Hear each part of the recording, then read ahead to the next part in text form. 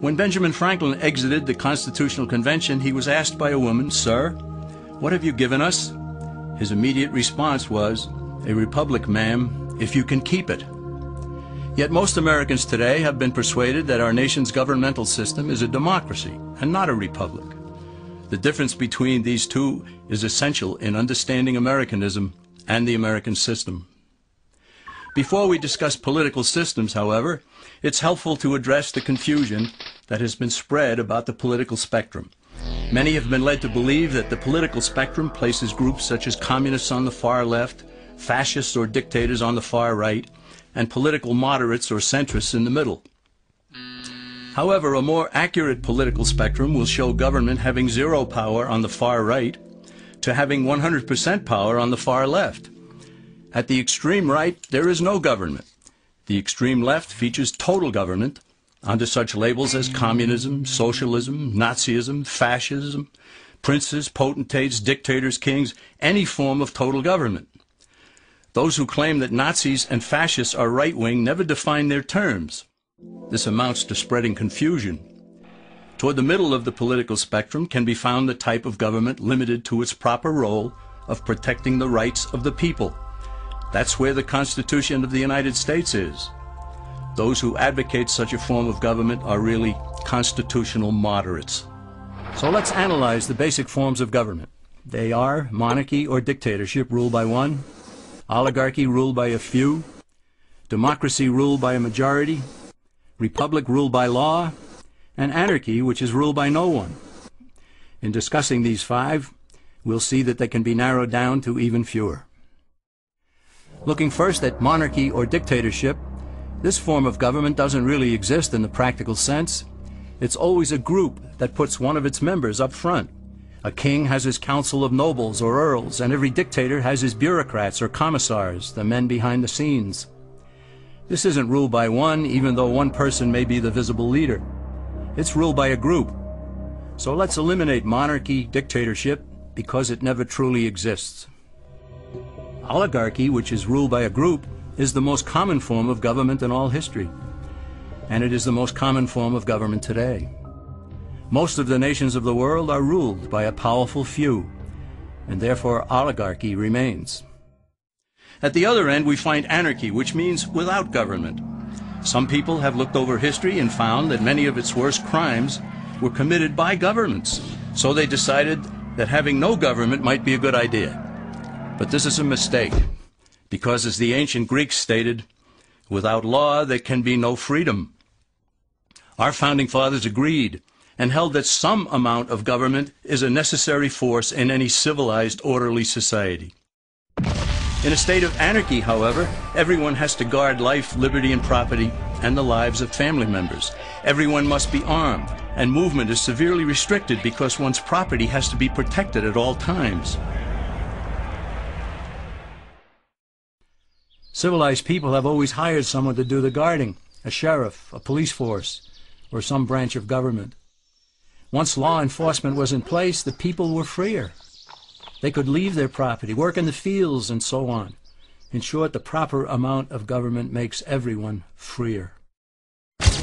There are some who advocate anarchy, however, not because they want no government, but because they don't like what they have. They use anarchy as a tool for revolutionary change. The condition of anarchy is very much like a vacuum where something rushes in to fill it.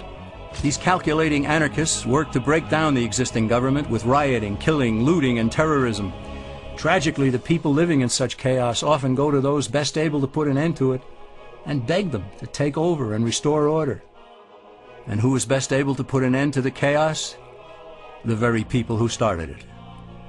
The anarchists who created the problem then create a government run by them, an oligarchy, where they have total power.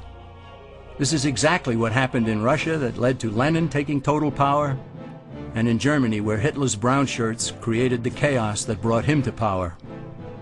But anarchy isn't a stable form of government. It's a quick transition from something that exists to something desired by the power-hungry. It's a temporary condition, and because it isn't permanent, we eliminate it as well.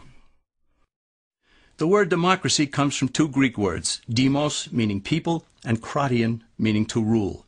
Democracy, therefore, means the rule of the people, majority rule. This, of course, sounds good, but suppose the majority decides to take away one's home, or business, or children. Obviously, there has to be a limit. The flaw in democracy is that the majority isn't restrained. If more than half the people can be persuaded to want something in a democracy, they rule. What about republic? Well, that comes from the Latin, res meaning thing, and publica meaning public. It means the public thing, the law. A true republic is one where the government is limited by law, leaving the people alone. America's founders had a clean slate to write on. They could have set up an oligarchy. In fact, there were some who wanted George Washington to be their king. But the Founding Fathers knew history, and they chose to give us the rule of law in a republic, not the rule of a majority in a democracy. Why? Let's demonstrate the difference in the setting of the Old West. Consider a lynch mob in a democracy. 35 horseback riders chase one lone gunman. They catch him, and they vote 35-1 to hang him. Democracy has triumphed, and there's one less gunman to contend with. Now consider the same scenario in a republic. The 35 horseback riders catch the gunman and vote 35-1 to hang him, but the sheriff arrives, and he says, "You can't kill him. He's got his right to a fair trial." So they take the gunman back to town. A jury of his peers is selected, and they hear the evidence and the defense, and they decide if he shall hang. Does the jury even decide by majority rule? No, it has to be unanimous or he goes free. The rights of the gunman aren't subject to majority rule but to the law. This is the essence of a republic. Many Americans would be surprised to learn that the word democracy does not appear in the Declaration of Independence or the U.S. Constitution, nor does it appear in any of the constitutions of the 50 states. The founders did everything they could to keep us from having a democracy. James Madison, rightly known as the father of the Constitution, wrote in essay number 10 of the Federalist Papers, "Democracies have ever been spectacles of turbulence and contention, have ever been found incompatible with personal security or the rights of property, and have in general been as short in their lives as they have been violent in their deaths." Alexander Hamilton agreed, and he stated, "We are a republican government. Real liberty is never found in despotism or in the extremes of democracy." Samuel Adams, a signer of the Declaration of Independence, stated, "Democracy never lasts long. It soon wastes, exhausts, and murders itself." The founders had good reason to look upon democracy with contempt, because they knew that the democracies in the early Greek city-states produced some of the wildest excesses of government imaginable. In every case, they ended up with mob rule, then anarchy, and finally tyranny under an oligarchy. During that period in Greece, there was a man named Solon, who urged creation of a fixed body of law not subject to majority whims.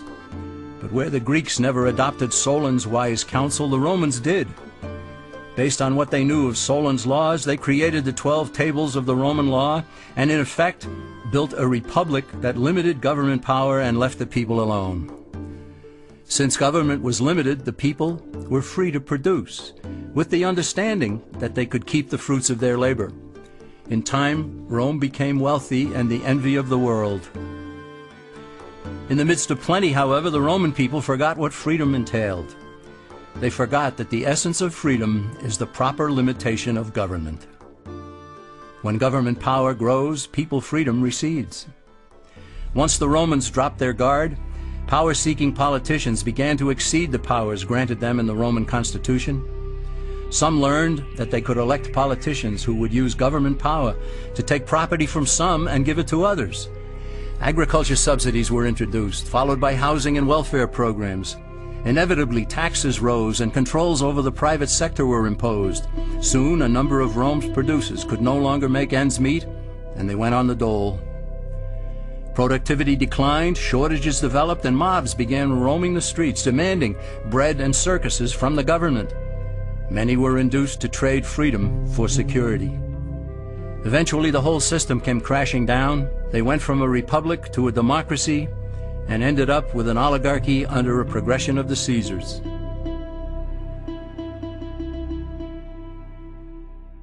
Thus, democracy itself is not a stable form of government. Instead, it is the gradual transition from limited government to the unlimited rule of an oligarchy. Knowing this, we as Americans are ultimately left with only two choices.